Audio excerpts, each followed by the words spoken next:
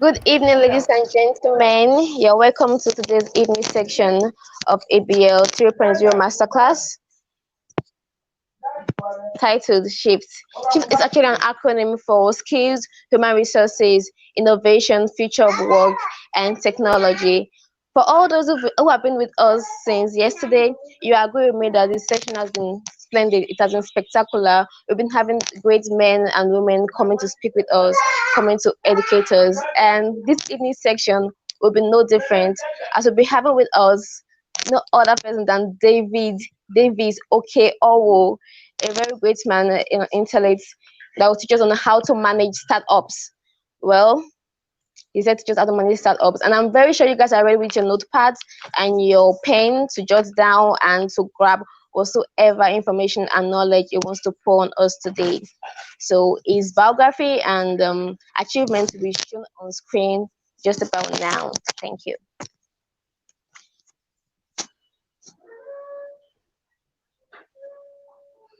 Is a thought leader. Davies Okeowo is a thought leader and social entrepreneur who is passionate about creating business solutions to social problems. His mission is to see Africa become a first world continent, a thriving economic and social ecosystem that provides inclusive opportunities and a decent quality of life for everyone. He is the founder and CEO of Enterprise Hill, one of Nigeria's foremost management consulting firm that provides accounting, tax, and business development support to MSMEs and social enterprises. He is also the founder and country director of Competence Africa, a pan-African social enterprise whose objective is to improve the quality of Africa's human capital through skills training, curriculum development, and policy advocacy. Davies is a renowned speaker and trainer and has facilitated training sessions for organizations such as the British Council, Ideation Hub, Elevate Your Game, Poise Nigeria, Jutiva, to name a few. He facilitates trainings across a wide range of subjects, including enterprise development, business model innovation, financial management, social entrepreneurship, and value-based leadership, among others. David holds a Bachelor of Science degree in accounting from Ocean State University and has acquired diverse trainings and certifications from organizations such as the British Council, University of Michigan, and Yale. Davies has won several awards and recognition for his contributions to nation building, entrepreneurship, and social innovation. And in April 2020, Davies was named among the Forbes Africa 30 Under 30 list class of 2020. His podcast, Instagram live show, Medium and LinkedIn articles and YouTube videos have collectively reached an audience of over 20,000 people across Africa. Working actively and passionately to achieve sustainable development goals 4, 8, 9, 10, 11, and 17, Davies continues to seek and leverage opportunities to collaborate, partner, and share knowledge towards the creation of a developed Africa and a better world. Ladies and gentlemen, let's make welcome Davies Okeowo.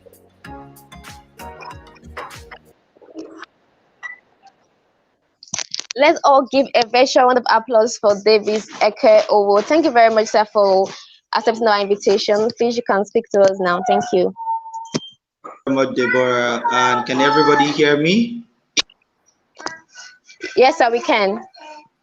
Awesome, great. So I'm just going to share my screen. But first of all, thank you very much to Deborah and to everybody in the organizing team for bringing me onto this platform. It's a pleasure and always a privilege to have an opportunity to share with young people. Especially people within university communities, because for the work that we do at Competence Africa, we do a lot of work with people within the university community, undergraduates, fresh graduates, people that are just starting their career. So it's always an exciting time, having an opportunity to speak to you guys. So I look forward to an interactive and great session tonight. So can you all confirm that you can see my screen? Can someone please confirm that you can see my screen?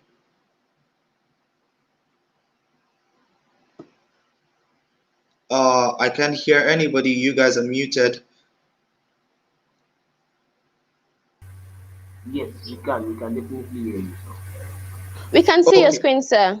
fantastic, fantastic. Thank you very much for that feedback. So today we're going to delve deep into startup management. What does it take to start a business, to stabilize the business, and to grow the business? These are things that these are different stages of businesses, and that is what we're going to be looking at today, especially as it relates to young people starting businesses, because entrepreneurship in this day and age have sort of become a fad, right? A lot of people think of entrepreneurship as the in thing, right? So entrepreneurship is very fanciful right now. So people are just thinking, no, I want to be an entrepreneur. I want to be an entrepreneur. I'm just going to dive in and do all those things. However, it doesn't work quite like that, right? A lot of what the media project in terms of what entrepreneurship is the glamorous parts that only a few people ever get to taste, at a very, very high level. So if you are going to delve into entrepreneurship and you're going to be successful with it, it is very critical that you understand what is required at every stage of your entrepreneurial journey. Entrepreneurship as a concept, right, as a career line, is broken into different stages. There are different stages, right? There's that stage where you're just starting up, which essentially is the reason why this class is broken into those three distinct segments.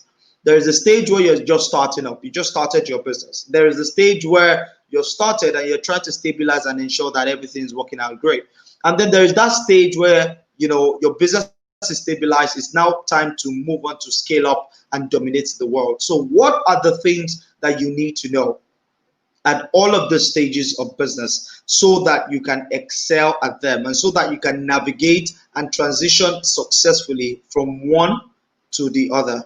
Those are some of the things that we're going to be looking at today. So we're going to start with what you need to start, right? How does your rocket launch? How do you prepare the launch? What do you need to start, especially if you're starting a business? And so you've come to yourself, you've made a decision, you want to start a business. What are the things that you need to start?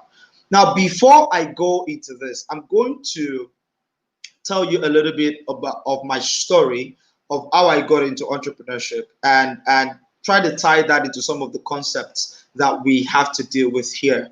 In my time as an entrepreneur, I have run 4 businesses, right? I've started 4 businesses. The first one failed woefully, like woefully. The second one is successful and thriving. That is Enterprise Hill. The third one is Competence Africa, successful and thriving. And there is a new startup that myself and a couple of co-founders started working on last year called Novel Innovations. What we're doing there is we're developing accounting softwares, cloud-based accounting softwares that doesn't just do accounting, but it does the accounting, prepares the report, and then does business analysis that is reported, via Verge technology to the user. So we're really excited about that, but that is still in the works. Now, whilst I have run 4 businesses, like I said, I have built one of it from ground up. We're 5 years and counting now. So we're going towards our 6th year. And I've run another one which is a little over 3-year-old. And then the very first business I ran, failed woefully. However, let me share something with you. The business that I ran that failed was the very first business that I ran, and it was launched in January 2014. Now, let me take you backwards a little bit, because personally, I came to a point of self-realization in the year 2010. It was that time that I figured out what I wanted to do with my life. I'd watched an episode of The Apprentice, which is a business reality TV show that Donald Trump used to host before he became the president. I watched that episode and it jolted me into reality. And it was right then and there that I decided, okay, this is what I want to do with my life. I want to be an entrepreneur, right? Now, from that point, I started studying entrepreneurship massively. I started studying it compulsively. right? I was reading all the books I could find on entrepreneurship, every Donald Trump book, Robert Kiyosaki, Brian Tracy, Tony Robbins, who else? Richard Branson, a lot of entrepreneurial books here and there. I was reading a lot of those. I was listening to a lot of podcasts. I was attending a lot of seminars. Entrepreneurship became my life. I was studying it compulsively. So all through 2010, 2011, 2012, 2013, 4 good years, right? This was during my so between 2010 and 2012, I was an undergraduate, and then 2013, I was in youth service. All through these years, 10 to 13, I was just studying entrepreneurship. I wasn't even paying as much attention to my regular university coursework. Now, fast forward January 2014, when I was going to start my business, right? I believe that, I knew all that there was to know. I've been studying these things. I'm even an expert at this thing already. Is it not entrepreneurship? I'd even started teaching people entrepreneurship without ever having started a business. The closest thing that I ever came to business was, making photocopies of handouts in school and things of that nature. But when I started my business in January 2014, it was a field experience services to secondary schools and primary school service. So we're providing field experiences, what you typically would call excursions, or packaging in a very great way, so much so that it's not just about sightseeing. There are also information sessions that are packaged into all of that, right? So we set up the program, fantastically done and all that. But then, started in January. I had a list of all the primary schools in Lagos with the phone numbers of the proprietors. I was ringing them one after the other, setting up appointments, going to the schools to meet with them. And I ran that business from January 2014 to October 31st, 2014. And in that 10-month period, I did not make 1 naira in sales. Now, listen to what I just said. In a 10-month period, I did not make 1 naira in sales. I didn't say profit, sales. And I was working every single month. I didn't sell a thing. Now, why am I sharing this part of the story with you? You must understand that when it comes to entrepreneurship, even the widest level of research, the deepest level of learning, or even the things that you've heard and somebody has told you, the most expansive plans, regardless of any of those things, once the rubber hits the road, once you get into business, right, and the reality of business hits you, you must learn how to adjust on your feet. Now, the importance of telling you all of this is so that you can understand that if you are not mindful of the things that I'm about to talk to you about today, and you do not implement them, your story at best is going to be similar to mine. So in today's conversations, right, one of the things that the things that I'm going to share with you are going to be a culmination of what I learned in those 4 years of reading and studying and attending and doing all those things, and the 6 years of actually practicing entrepreneurship and running four different businesses over that time frame. All the lessons that I have learned across that platform, across that entire 10-year sequence, is what factors into the things that I'm going to be sharing with you today. All right. So I want you all to be prepared, because we're going to be talking about how do you start a business, right? And once you start, how do you stabilize it so that it does not crumble? Because a lot of people start businesses, and then starting businesses is not our problem in Nigeria. A lot of businesses, millions of businesses are started on a yearly basis. But you have heard that popular statistic as well, that 9 out of every 10 businesses fail. So it's not about the number of businesses that start. So the fact that you started a business, it's not new. But are you starting right is the question. Because when you start right, you are then able to stabilize your business so that it does not crumble in the first year and in the second year. You're able to stabilize it, and then after you stabilize it and you are now comfortable, you can now think about global domination. You can now think about, it's like a child. A child is born, you have to care for that child because the child is at risk, is vulnerable, he can't help himself. But it comes to a time where the child begins to take his first steps. The child is beginning to work. And as the child begins to walk, sometimes it falls. That is the point where you're trying to stabilize. And then in a couple of years, the child begins to run around the place and disturb the entire place. Now he's stabilized, his growth now begins to scale. So somebody that couldn't walk at some point now is able to scatter mom's room and scatter dad's room. That's just the way the businesses work as well. However, if you don't learn, but more importantly than learning, if you don't take action on the things that you're learning, especially if you want to really be an entrepreneur, then it is going to take you 4 years, 5 years to learn critical lessons that you could have learned and implemented in your first year. What you could have learned and executed in 6 months would actually take you 3 years. So what we're trying to do today is to time collapse.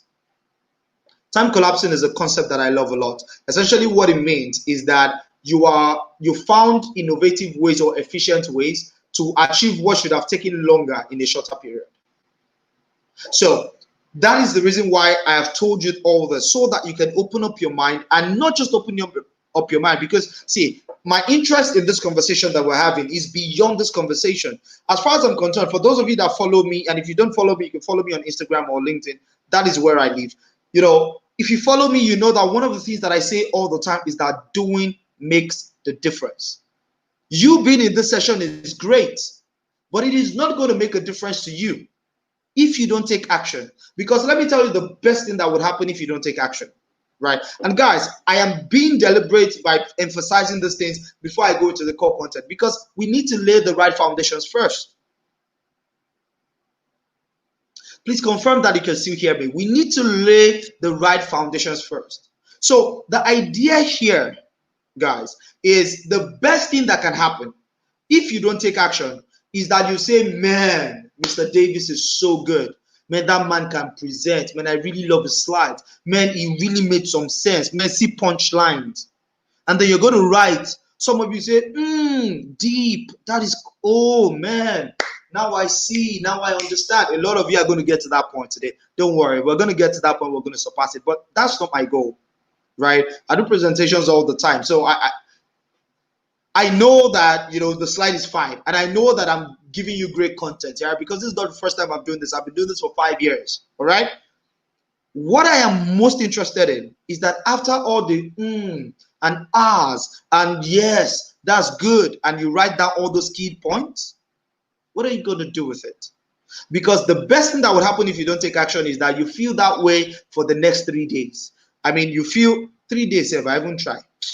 You feel that way for right now, and then tomorrow you're feeling great. So somebody says, did you attend that session yesterday? Oh man, that guy was great. It was such a great session, right? And that's the vibe that you're going to get.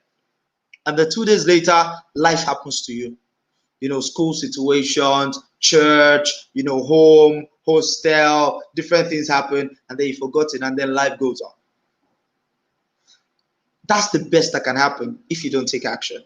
But even if it is out of the tons of things that I'm going to share with you today, even if it is 2 things that applies to you today, begin to take action on it today. So what do you need to start a business? I'm going to start from the process of ideation. How do you come up with ideas, right? If you want to start a business, obviously a business is built around an idea. So how do you come up with the right ideas to start your business? One of the first places you need to look at are your passions and your frustrations. What are the things that you're passionate about? What are those things that get you excited from the depths of your being? What are those things that keeps you up at night, that you're so joyous you can't just wait for day to break? What are those things that you can spend 10 hours doing and it wouldn't be as if time has even gone? One of the ways by which people discover the things that they are truly passionate about and the things that is their true calling is to ask yourself, what is that thing that you do, right? And you can forget that you have not eaten. What is that thing that you do that you can do for 6-8 straight hours and then you're still good right after? That is something that comes from the place of passion. So if you take a look within yourself and you ask yourself those questions, you can find what your passion is, and then that is one of the areas where ideas can come from. You can also take a look at your frustrations. What are those things that get to you? So what are those things that everybody sees them and everybody has accepted them as normal, but you never can accept it as normal? What is that thing that makes you feel, must it be this like this all the time? You know, how I wish somebody can invent a better way. Whatever that thing is that gives you that level of frustration, that above average level of frustration, you need to pay attention to it. Because if you look deeply into those fields, you will find solutions that you can provide. From your passion, these are things that you enjoy to do. You can find solutions that you can provide to problems. From your frustrations, these are problems that bug you so much. You can find solutions to them. So these are places that you can begin to look for ideas. Right, and I'm going to take questions at the end, all right? But I just wanted you to be mindful of those things. If you have questions, you can make note of them. Now, whilst you can find ideas in your passion and in your frustration, you are not going to find anything if you don't have any level of competence. Because at the base of every business is competence. Guys, please listen to what I'm trying to say to you. Think about a business as a house. The foundation of the house, the very foundation, is competence. Let me tell you what that means. Please pay attention. Let me tell you what that means. I'll use a couple of examples. At the time that Mark Zuckerberg started Facebook, there was one thing that he knew how to do, which was the base thing upon which Facebook was built. What was it? He knew how to code. He had the competence of coding. Because he had the competence to code and to develop platforms, he could ideate in his head and say, what if we do this and do this and do this and create this kind of platform that will then allow people to interact in this way?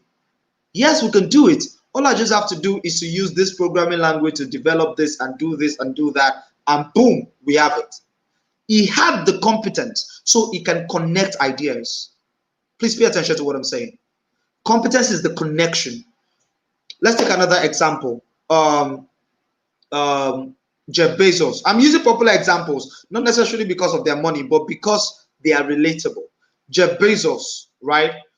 When Jeff Bezos was going to start Amazon, right, he knew about the computer. He had learned about the internet, right? And then he had competence. In 1994, 1993, not a lot of people were on the internet. Not a lot of people knew how to use the internet. But this guy was one of the few. He had that competence. And then with that competence, he was able to build something that today has become, one of the most valuable companies in the world. Any business, let's bring it down, right? Let's bring it home. If you want to start a hairdressing salon, right, you must have the competence of a hairdresser. So here's the idea that I'm trying to pass across to you. If you're that guy who wants to be an entrepreneur, you're that lady who wants to be an entrepreneur, and you do not have skills, you don't have any level of competence, then you're wasting your time. The first thing you must do before you begin to try to buy and sell is to go build competence. Because guys, see, there's a difference between running a hustle and running a business. Today we're talking about running a business, not running a hustle. This is what it means to run a hustle, right? You take your money, you buy something, and then once you buy it, you find people around you, you sell it to them, you make money, you use the money to take care of yourself, you feel good. Oh man, business is booming, I'm doing well. You take your money, you eat, you go to the cinemas, you buy clothes, you do stuff, and then money finishes, and then you try to buy again and then sell again. What you're doing there is hustle. That's not what we're doing here. You're building a business. If you're really going to build a business, you must start with competence. Now, let me tell you this. Here is another reason why competence is even more important. Point number 3. Because innovation happens at the intersection of two industries. Let me tell you how these two things connect. If today, right now, as I'm seated right here, right, I know the technology that I'm conversant with is e-commerce. That's the only piece of technology that I'm conversant with. If somebody brings a problem to me, right, I can only provide an e-commerce solution. So I can build an idea that will use e-commerce to solve that problem. So when I say innovation happens at the intersection of two industries, then it will be the intersection of e-commerce. If the problem is a fashion problem, I would say the intersection of e-commerce and fashion. Two industries intersecting, right there in the middle is where the innovation of the idea is. If e-commerce is the only thing that I know, right, and somebody brings a fashion problem to me, I cannot provide an artificial intelligence solution because I do not have that competence.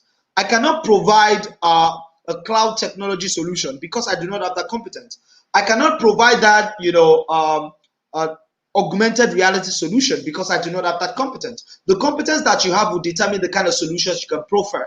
It will determine the kind of solutions that you can build upon, the kind of ideas that you come up with. So if all the ideas that you're coming up with is to open a barbing salon, a hairdressing salon, to start a fashion business, to start a food business, those basic things, you have not started.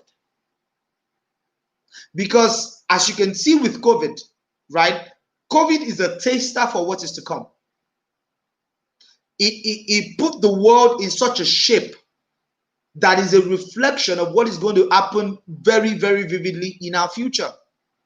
10 years to come, 15 years to come, even 5 years to come. It's happening already. So all of those old ways of doing things, open a shop and then put stuff there and then sit down there and wait for customers to come, it's gone. The only reason why you think it's still an in thing is because you're in Africa. Look at your colleagues across the world. And this is one thing that I do that you should do as well, right? Never equate yourself by the standards of your immediate environment. You need to equate yourself by the global standards because we live in a global environment. If you do not do that, then you're not going to be able to compete globally. You're not going to be able to serve global solutions. During my bio, you guys listen to how, my mission is to help Africa become a first world continent. One of the things that I believe that we must do in order to accomplish that is to improve the quality of businesses that we develop on the continent of Africa, which is the reason why I always give of my time to have conversations such as this, because I know that it will help awaken at least one person to build a business that can go global. It's not only Americans and Europeans that know how to build global businesses. We know how to do it too. You just need to think, learn the right competencies, and then build on those. I am emphasizing on this start phase because a lot of you that I know that I'm talking to are startup entrepreneurs or intending entrepreneurs. You are wannabe entrepreneurs, wantrepreneurs, or you have started already, or you are within the first 3 years of your business. So I'm going to spend a lot of time here. And then we'll talk about, stabilizing and scaling. We're going to touch on that. But I want you to get this. The reason why I'm emphasizing on this is because I am not investing my time just so that you can open up an ice cream shop. I'm not saying, see guys, don't get me wrong. I'm not saying these things are bad. They're good by all means. If that is what you choose to do, that's what you're passionate about, please go ahead. I am just saying, and you're going to see this as I talk about, other things around stabilizing your business and scaling your business. If you want to be relevant for the long term, you need to think beyond what we have always known. Let me say this and then I move on.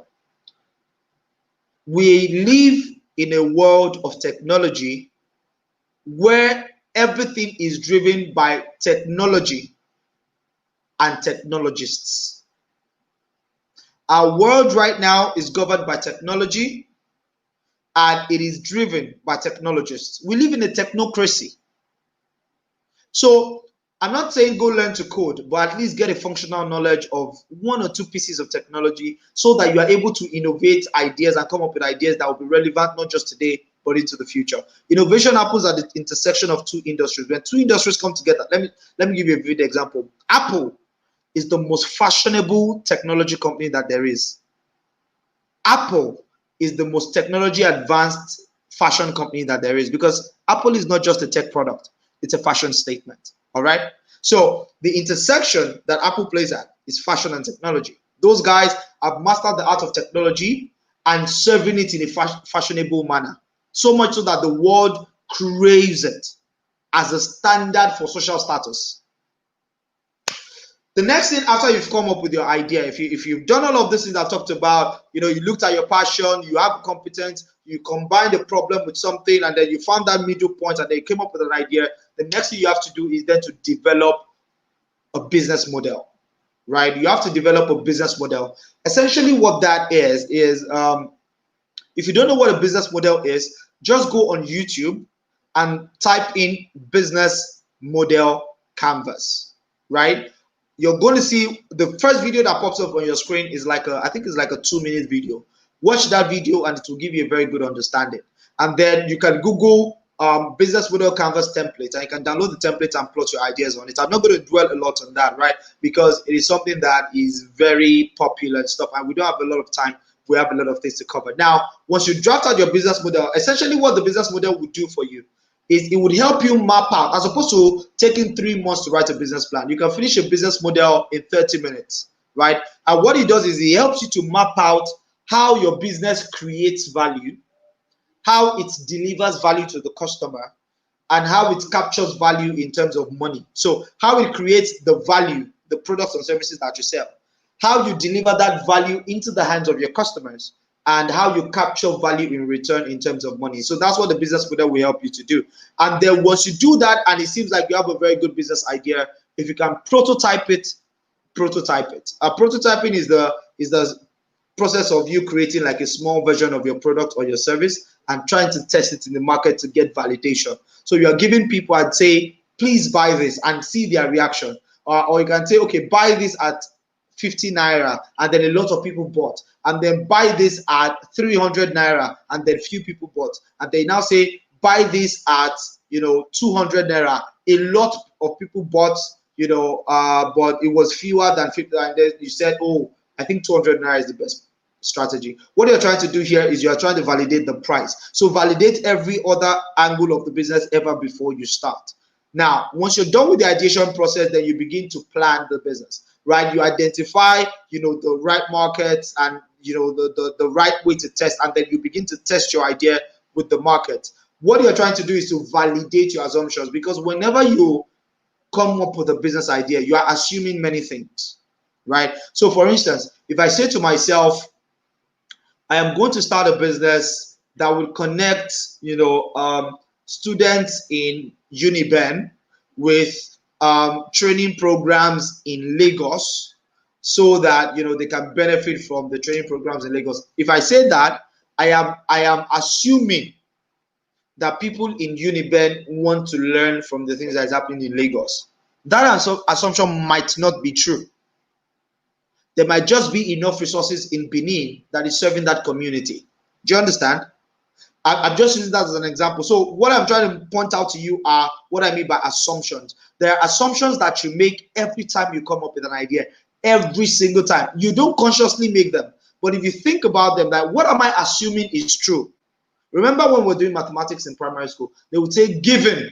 So what are those things that I'm taking to be given? Because this is one of the reasons why a lot of people make mistakes in business, and wrong assumptions is actually one of the leading causes of business failures.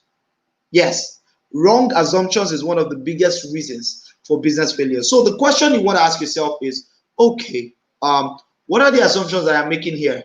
So I'm saying that, oh, I'm going to come up with this product and my market is going to be University of Benin. You are already assuming that the community in the University of Benin can afford what it is that you're selling. You're already assuming, right, that they would need what it is that you're selling. Now what you want to do is to identify the assumptions and then test them.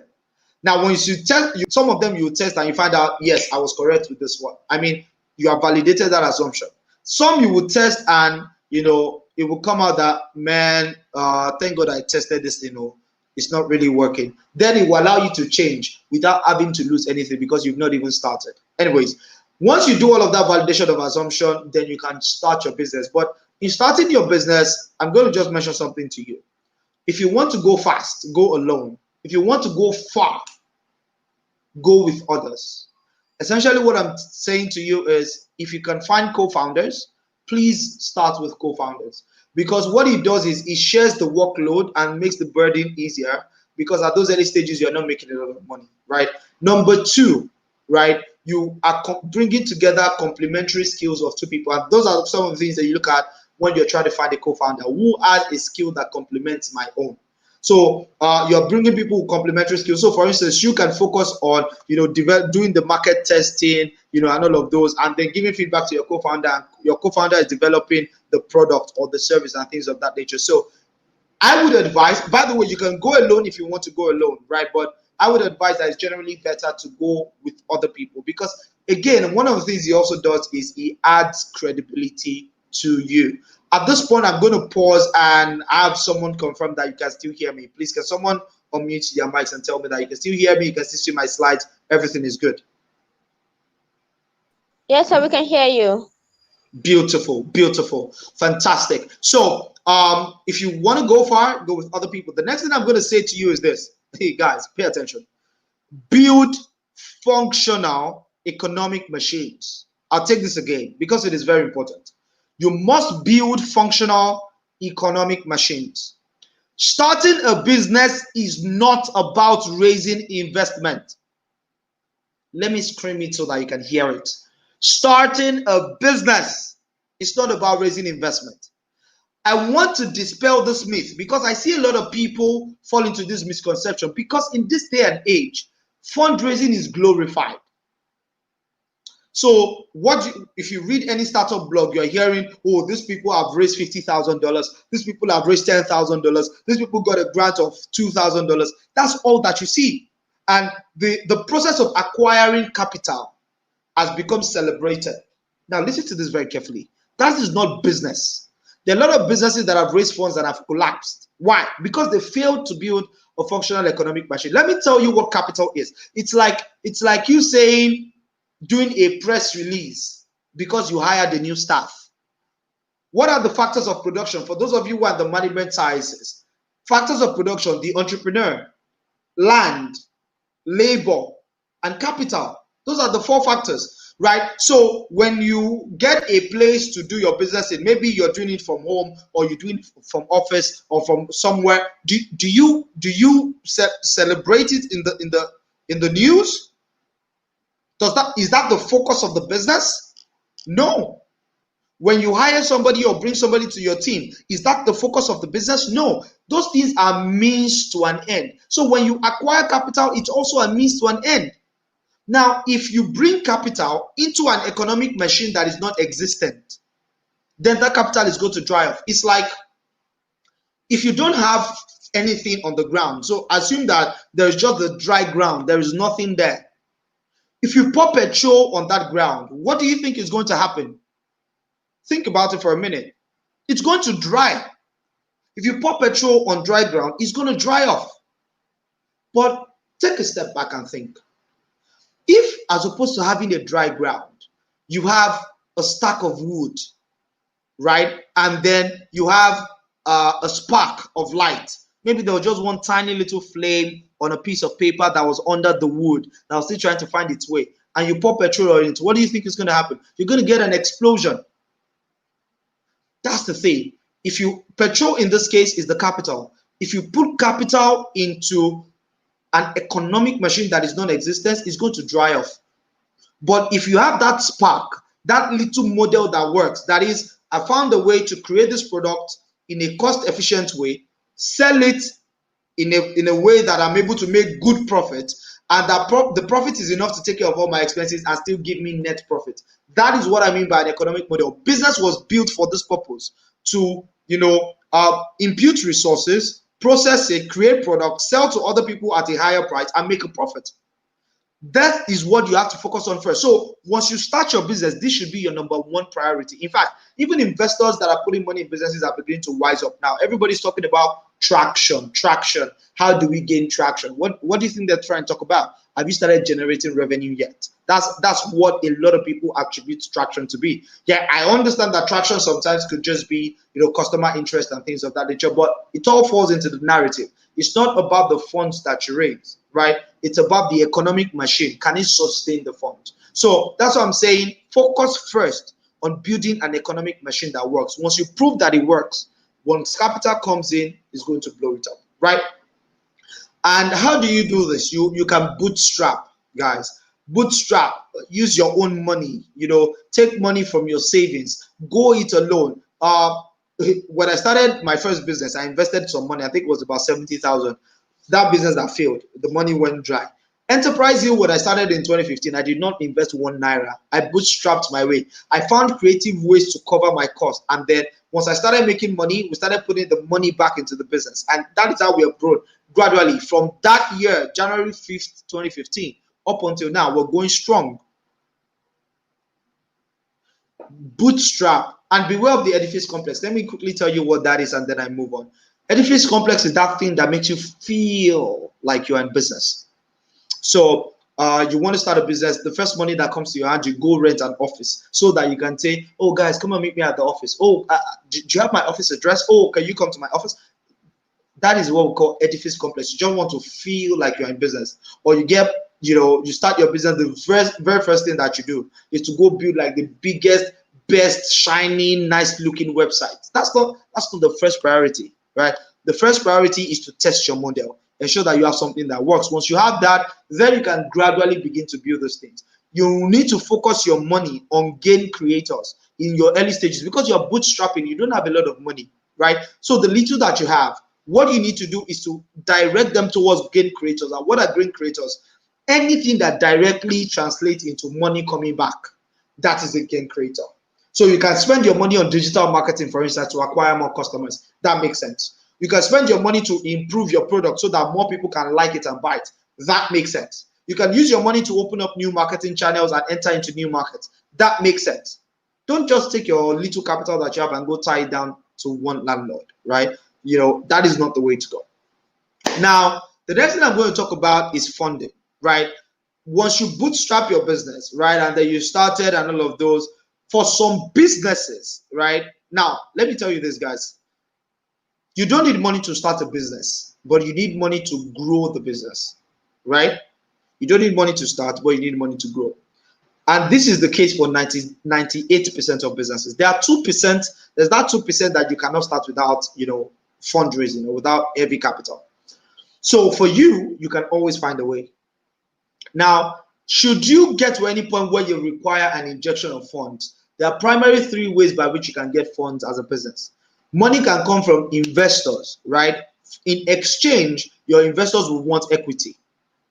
Money can come from creditors, right? In exchange, creditors can be banks or people that loan you money, anybody, right? And we have a lot of money lending apps these days. Those are your creditors. In exchange for giving you the money, your creditors will demand interest. Equity, by the way, is that your investors will demand a part ownership of your business. Creditors, on the other hand, would require that you pay them an interest for the money that they are lending to you. The third one is the one that I enjoy the most. It is called raising money from the market. And as far as the market is concerned, what they want from you is a superior solution, a solution that works. That's what the market is interested in, guys. That's what they want to see. So long as you can provide a solution that works, the market will give you money. So, and the reason why I'm sharing this slide with you is this: fundraising is a full-time job. If you devote the same level of energy with which you chase investors to try to improve your product and expand your market access, so long as you have a good product and the market have accepted your product, you will be able to raise money from accelerated sales, right? I just want to share this with you in case you're at that point where you're trying to say, okay, how do I make money? Where do I make money? There's money flying around everywhere. And please, don't ever assume poverty for anybody. Don't say, oh, there's COVID, people don't have money. Those who have money have money. Those who don't. You put out your market out there, reach out to your market. Those that have the money amongst them will bring the money out and they will give it to you. So that's it about to start a business. So what do you need to do to stabilize it once you have started? Now, this is the point where you have started, you have built an economic machine, you've done all of those pre-startup things that I talked about. You've now built a functional economic machine. You are already generating money. You're getting customers. Your customers are happy. They are loving what you're doing. You're beginning to make a lot of money. Then, this is still in the very early stages. What you need to focus on in order to stabilize your business is to begin to build structures. Remember, at the startup phase is just you or you and your co-founders. So you guys can make decisions, from like your head, gut feeling, and all of those things. When you begin to stabilize, you're now beginning to have enough resources. you are hiring staff, you're doing a lot of things. So a lot of attention is now coming to you. What you need to do in order to effectively stabilize your business so that your business will not fail is that you take care of these 5 areas of structure. The first is your legal structure. What that means essentially, guys, is you want to think in terms of, you want to think in terms of registering your business. You want to think in terms of coming up with the right policies. You want to think in terms of contracts, right? So those are the things that you want to begin to think about, because listen to this, it's not enough to do what you love. You must do what you must, especially if you want to build a business that will stand the test of time. You must do what you must. There are certain things that you don't love that you have to do, and those are the things around structure. For instance, you can be passionate about baking, and that is what you want to build your business around. You can be passionate about e-commerce, and that's what you want to build your business around. But after developing the e-commerce platform, you have to do legal, you have to do operations, you have to do HR, financial, all of these things, right? So legal structures you have to build. So you've got to that point where your business is now making some money. The first thing you need to think about is register that business, right? It's part of legal structures. If you have a co-founder, then you can get an agreement done, or shareholders agreement, or things of that nature. You can then set policies for your website, for your social media, for people that you are engaging with as a business. You can set up policies. You can also, if you're dealing with people, and then you can drop contract and things of that nature. So that is what it means to build legal structures. Then I'll move on to operation structures. When it comes to operational structures, what you're talking about now, you're talking in terms of what are the objectives, that we want to accomplish, right? As a business, how many products do we want to produce this week? What is the goal for production this week, right? What is the goal for the number of clients we want to acquire this month? So you're now setting objectives, you're setting milestones, you are putting together the tools and the resources that you're going to use for your operations management. There's an entire industry called operations management. There are tools, for instance, Slack, Trello, Zoom. These are all tools that can be used for certain types of operations, right? Depending on the type of business, you have certain types of operational tools that would aid your operation. So these are some of the things you want to think about. What are the goals you want to accomplish? What are the processes? Processes are another keyword. What are the processes that you're going to use to execute on those goals, right? What is the process of developing your product, of monitoring and evaluating, of ensuring that your branding is right? What is the process of ensuring that your packaging is right? All of those kind of things. That's what we mean by operating structures. What are the tools that you use to communicate with your team? How do you collaborate? Operating structures. Then from there, you move on to the financial structures. Now, at this point, what you're thinking about is, okay, we need to have a bank account. That's one thing. Another thing is, what is going to be our cash policy? Right? That is, do we only sell on cash, or do we sell on credit? Right? When cash comes into the bank account, what do we do to cash? That is now cash flow policy. So there's cash policy, there's cash flow policy. Do we give discounts to customers? What is the payment term that we give to our customers? Things of that nature. Then what is going to be our bookkeeping system? We need to set up a bookkeeping system. We need to set up an accounting system to keep track of our numbers, right? We need to do all of these things. We need to manage our money. We need to have a savings account and an investment account. These are different things that a business sets up under its financial structures that keeps it stabilized. Remember, money is the lifeblood of business. So if you do not have your financials properly managed, you're going to crash. Then right after that, you have your human resource structures. And what are your human resource structures? You're thinking about, okay, now we need to hire. We need to draw up job descriptions for people.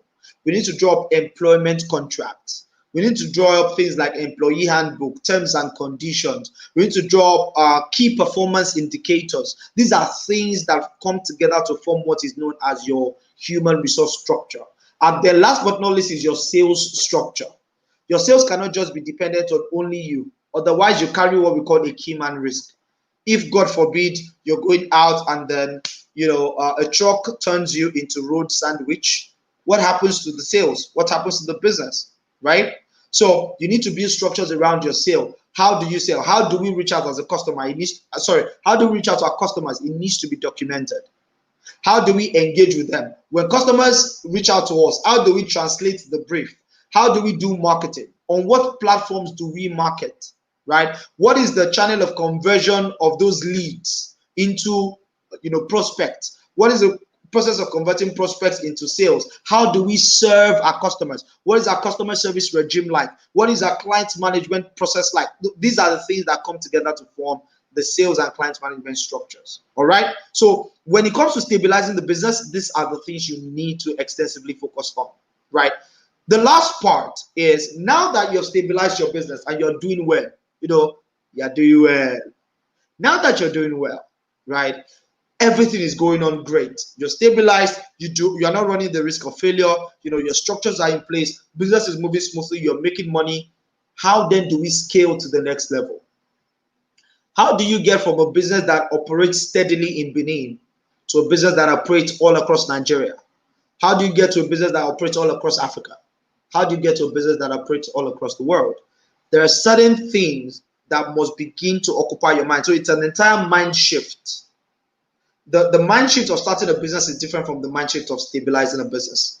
It is also the mind shift of stabilizing a business is completely different from the mind shift of scaling a business. So what is the mind shift that you have to make? You have to begin to play what we call the infinite game. The infinite game is, what it essentially means is, you need to build businesses for the long haul. You need to begin to operate in the sense that our job is to continually fill the earth, to be fruitful, to multiply it, to replenish the earth, to subdue it, and to dominate. So don't come and be, Benin local champion and think that, yeah, you're good. No, you need to think expansive. How do we conquer the whole of Africa? How do we conquer Europe? How do we conquer Asia, North America, South America? How do we go to Australia and Oceania, right? You need to begin to think about the infinite game. How do I ensure that this business outlives me? Now, at that point, you're thinking about things like cultures and positioning. You want to position your business to be known for one certain thing globally, right? You need to position yourself and build certain company strengths. Coca-Cola's biggest strength, right? A lot of people say that, Coca-Cola has one of the best known brands in the world. How do you think that came to be? Let me tell you what their biggest strength is. It's called their distribution network.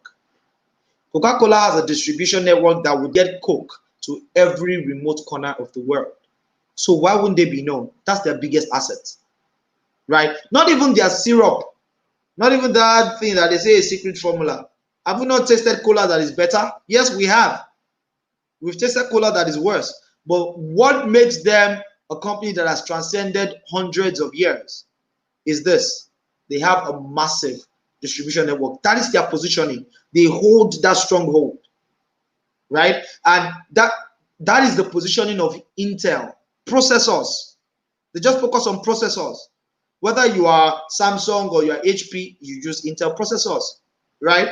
So as a business, you need to figure out what is going to be our positioning in the market. At that level, you're already planning to scale. You're already beginning to think like a business that is scaling. You're already playing the infinite game.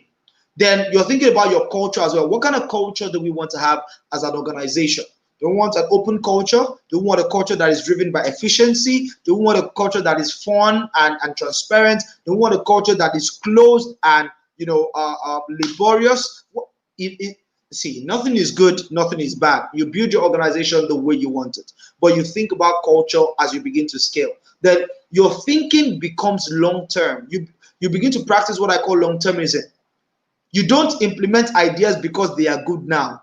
You evaluate every idea that comes to your head as a CEO. You are evaluating it as to, what will this idea look like in 5 years? What will it look like in 10 years? What will it look like in 20 years? You're not just saying, oh, this would be a fantastic idea because of the fad that is happening now. Oh yeah, COVID is not happening now. Let's quickly go and do face masks. No, that's not the idea. You're not playing a short-term game. You're playing an infinite game. You're thinking of the ramification of your decisions over 5, 10, 20 years. Because you're now at the point where you're scaling and you are having like longer term plans that you can effectively execute. Remember what I said earlier, you don't need money to start, but you need money to scale. At this point, you must then get in significant funding. So you can bring in new shareholders, you can bring in equity investors, you can do all of these things. A typical example of something that is scaling massively is a Dangote refinery, right? I decided to use that because it's a very, very practical and tangible example. Dangote's refinery costs more than the net worth of Dangote. Let me repeat that so that I can hear it. Dangote's refinery right, costs more than the net worth of Dangote. But guess what?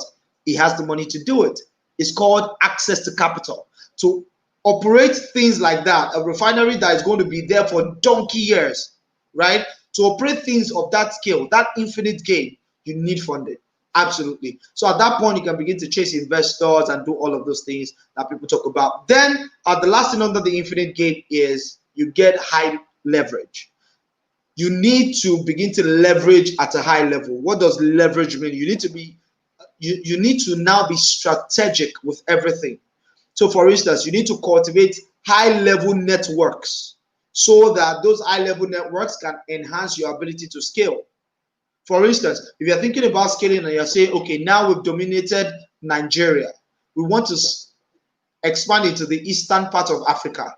You're going to have to think about, okay, what network do I have in the eastern part of Africa? What collaborations can I do? Can I establish? What partnerships can I establish so that we can take our product and put it all across East Africa, in Kenya, in Rwanda, in Sudan, and in all those places? So that is what I mean by high level leverage. You need to begin to think high level. You need to think about how you can leverage partnerships, collaborations, networks, relationships. These are things that you begin to think about when it comes to the infinite game. So guys, essentially this is how business evolves, right? I am not, personally, I'm training you, right? I am not yet at that point where I am scaling. This thing takes time. So this is not something that you say, oh, don't worry. Oh, fantastic. Mr. Davies has taught us this. So what I'm going to do is I'm going to earmark 3 months for that startup phase. And then for that stabilized phase, we're going to do it for like, another 3 months. And then from there, we begin to find one and we bring it to scale. It doesn't work that way. Let me tell you this. It can take you 20 years to stabilize a business. Yes, it can take you that long. Some businesses, they're able to stabilize quickly because they learn fast, they implement quickly, and they are agile. Some businesses, it takes them donkey years. So we, right now, we're 5 years going to 6. In January 2021, we're going to be 6. We're still stabilizing. Entrepreneurship is not beans. Let me just remind you, all right? We're still stabilizing. So it takes time. You need to be patient. You need to persevere, and you need to be resilient. But either ways, what is most important is that you start. If you start right and you start early and you are agile and you are nimble on your feet, you can make mistakes quickly, and then you can get the right path quickly, and then you can begin your journey towards growth very quickly so that you can start your business, make a lot of money, stabilize it, build a very great business, and then begin to think about how you can scale it. I'm going to end with this. You see, different levels of growth require different levels of competences. What it requires to start is different from what it requires to stabilize. What it requires to stabilize is different from what it requires to scale. As the leader of the business, you that you're listening to me now, I'm looking at you at my 2 korokoro eyes. You must evolve. Even from the point where you're just thinking about becoming an entrepreneur to the point where you start a business, you must evolve. You must learn some critical skills, right? Which is usually why I've shared a lot of this things. Now, guys, with that is like the end of my presentation, but let me quickly share this with you. I run an organization called Competence Africa. We're currently on the 5th of October. We're going to begin what we call the Entrepreneurship Skill Bootcamp. If you'd like to be a part of this, you've got the details on your screen. For people who want to start, and we're very focused on VYEs. VYEs are very young entrepreneurs. These are entrepreneurs within the ages of 15 and 22, right? If you find yourself within that age range or within that demography, or maybe you're just a little outside, you say you're 23 or 24 and you want to be a part of this, right? We're going to be having a 3-month intensive bootcamp where we're going to be training you on how to do the 60s. Guys, let me say this to you. At the end of that 3-month program, you'll be a master at all of these things that you have on your screen. Startup essentials, storytelling. You need storytelling to be able to access grants and all of those free money that lies around, and also to be able to sell. We're going to teach you how to sell. We're going to teach you how to manage your business finances, how to design your organization, how to build a team, and to manage a team. These are things you're going to be learning over a 3-month period. The price for it is a giveaway, 8,000 naira. It begins on the 5th of October. If you'd like to sign up, you can sign up with this link on your screen, competence.africa/event/ESB. If you want to learn more about some of our programs or even see testimonials of different programs we've done, like I mentioned to you, at Competence Africa, we focus a lot on the university community, undergraduates, fresh graduates. Just go on LinkedIn, search for Competence Africa, and go on our page. See the kind of feedback that people give, when they go through our program. But you can sign up for this if you are that person that is at that point where you're trying to, evolve from, I have an idea, I want to start a business. Mr. Davies has thought of this thing, he has told us to take action. I want to take action right now. One of the ways that by which you can take action is to first evolve and become the kind of person, remember what I said earlier, that has the right competencies to build a business. This at Competence Africa, we're going to be helping you build these competencies if you choose to sign up. The link is open right now. You can go right there. You can note it down after the event and go there, sign up if you may. And then I will see you. By the way, I am going to be, one of the lead facilitators in that program. So I'm going to be training you at a much, much deeper level because we're 1 hour into today now and we're done. There's only so much we can talk about in 1 hour. When it gets to the practicalities, you can sign up for the entrepreneurship skill bootcamp. Happens on the 5th of October. So guys, I'm just going to leave it at that. Thank you very much to everyone who has patiently listened. I know that some of you might have questions, so I'm going to take questions for the next 20 to 30 minutes thereabouts, depending on what the hosts say. But thank you very much. It has been a pleasant pleasure to bring you this training program today. But remember what I said to you earlier. It is not about what you have learned. It is about what you do with what you learn. And I'm just going to leave you with that. Thank you very much, everybody. Admin, over to you. Wow. Thank you very much, Mr. Davies. Thank you very much for the impactful education you're actually giving to us. We really appreciate you. And like he said, doing makes the difference. What are you going to do with all the knowledge you gathered from EBL 3.0 is what matters. Not the punchlines, not how practical it is with all what he's saying. Thank you very much, Mr. Davies. We really appreciate you, sir. You are welcome. I have a question, yes, sir, for you.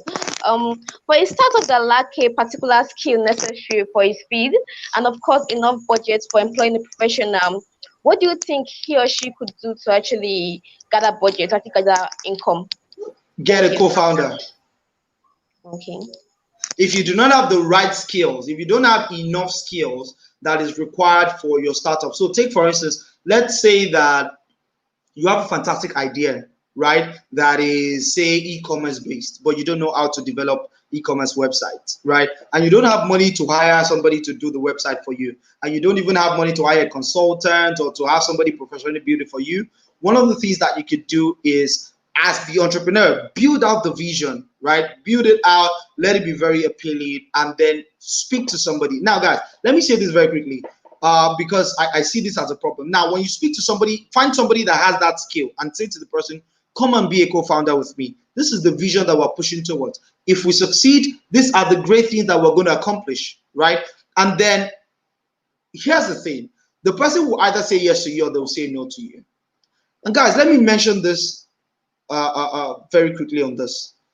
When people say, whether they say yes to you or they say no to you will be a factor of two things, or three things, let me say.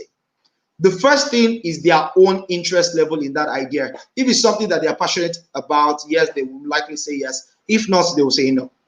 The second thing that determines whether they say yes or they say no is how well you have developed the vision, right? And how serious you are. So it's not just about the vision. What have you done outside of the vision?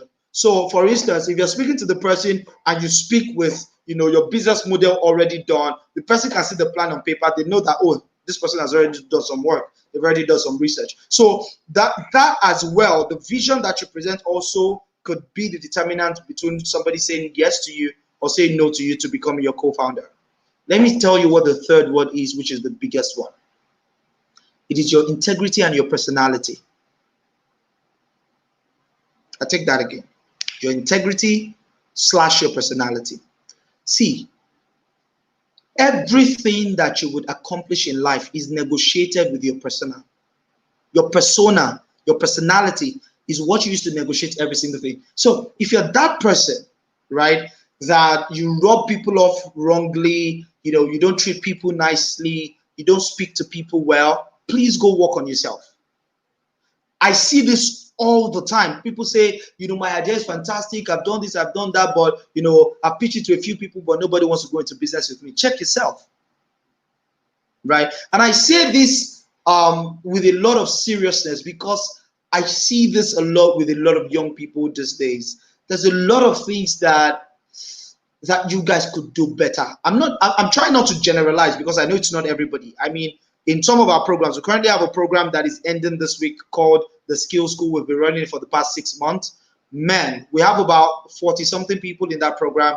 Those are like the most amazing young people I've met in my life, right? Maybe you guys are gonna, when you sign up for the ESB, you're going to change that narrative. But I mean, they are drawn from about 13 different universities, right? About 30 something of them from 13 different universities. And the quality, I mean, we've done a lot of trainings for them and help them acquire quite a number of skills. But the quality of interaction, a lot of them at the beginning were also very loose around personality, etiquette, culture, professional writing, speaking abilities. But we've helped them develop those skills, right? But the point I'm trying to make to you is this: if you do not fix yourself, nobody is going to want to jump on the bus with you.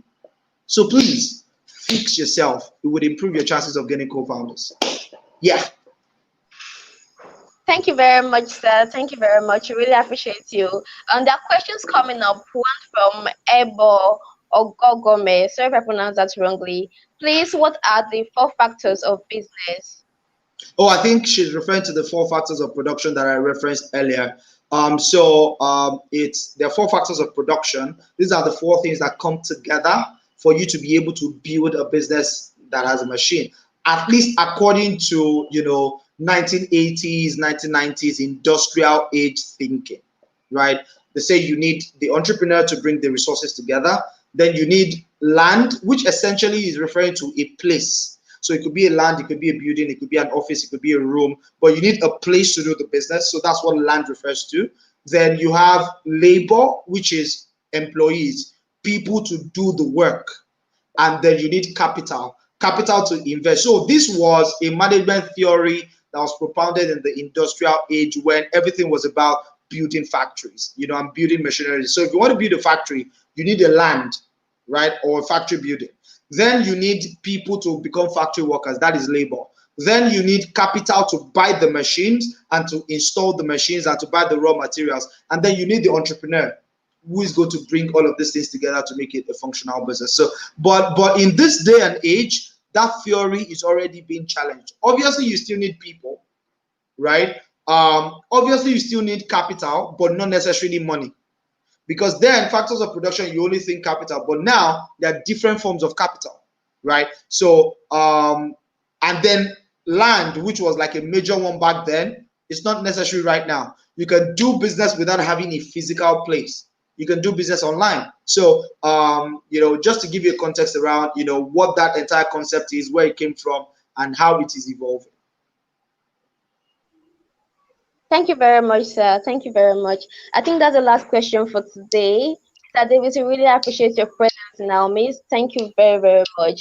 JCI Uniben actually has a gift for you, a certificate of appreciation to thank you for coming to educate young people, young minds like us, even with your little time. Thank you. Thank you very much. I am very, very grateful. Thank you very much for the nice looking certificate. Thank you so much. And it has been a great pleasure sharing with you guys today. It will be sent to your email. Thank you very much, Mr. Davies. Have a nice good night. You all are welcome. Bye, everybody. Remember, doing makes the difference. Take action. Bye-bye. Thank you, sir. Okay, this will be the end of our today's session of NPL 3.0 Masterclass. Thanks for joining us. So we'll see you tomorrow. Thank you. Bye.